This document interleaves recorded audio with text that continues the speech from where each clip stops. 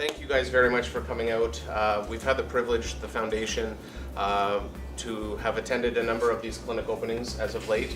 And there are fantastic opportunities to connect with the patient community, as well as see firsthand where patient care is growing and improving in the capacity that it is. Up until now, we haven't had a therapy that really would be able to provide us with the kinds of results that we're hoping to achieve. We're now really excited to be part of the beginning of something special for these patients. There's all kinds of resources for patients. We also have this brochure. There'll be lots available, and these are all the programs and services that the Kidney Foundation offers. Financial assistance, we have a camp for children, we have all kinds of programs available for kidney patients. So congratulations, Mike. This is fantastic that you've opened this up, and I'm sure there'll be more to come. Thank you. So I'm here today with the Executive Director of the PKD Foundation of Canada, Jeff Robertson. Jeff, it's a pleasure to have you here. Welcome. Thank you for having me.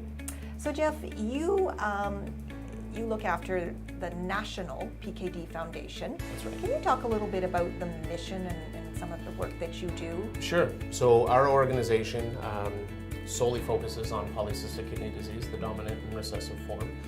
We're a national organization, volunteer-driven.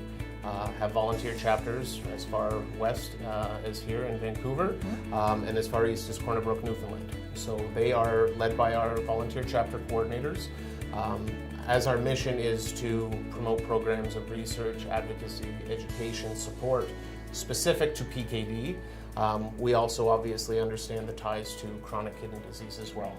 But we are a disease-specific foundation that advocates for PKD and raises funds for clinical trials, fellowships, doctors, hopefully advancing treatment options and an eventual cure for PKD.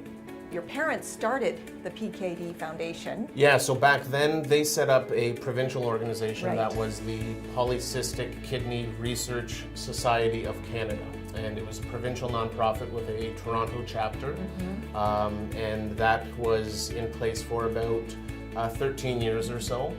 And then when I was in a career change, worked with the board at the time to incorporate the foundation, realizing that the support that we were providing patients in Toronto and the surrounding areas was something that was needed on a national level. We incorporated for all of Canada, rebranded as the PKD Foundation of Canada, and we're actually celebrating 10 years as a national organization this year. That's fantastic. Yeah. And I would think for PKD patients, it means so much actually to have a clinic solely dedicated to their disease. It's of the utmost importance, and as I mentioned earlier at the ceremony, the foundation has been at a few of the clinic openings. We were at one in Ottawa, in Scarborough, and most recently at the IRCM in Montreal. It gives patients so much support on a local level, whereas a lot of them used to have to travel or didn't have the advantage of meeting the Dr. Bevilacqua and the specialists in that capacity. So to now have dedicated centers provides them with so much disease-specific care, and that's what's critical in PKD, is that it is significantly different than chronic kidney disease as a whole, and warrants some unique attention to it.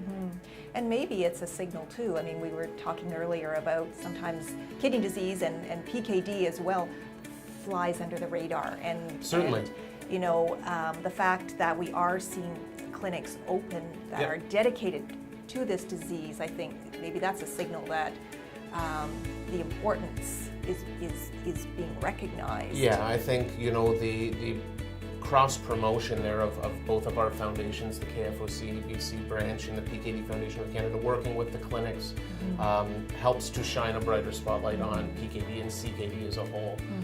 And that is very important because, as you said, and we were talking earlier, PKD is somewhat of a hidden disease and isn't always visible.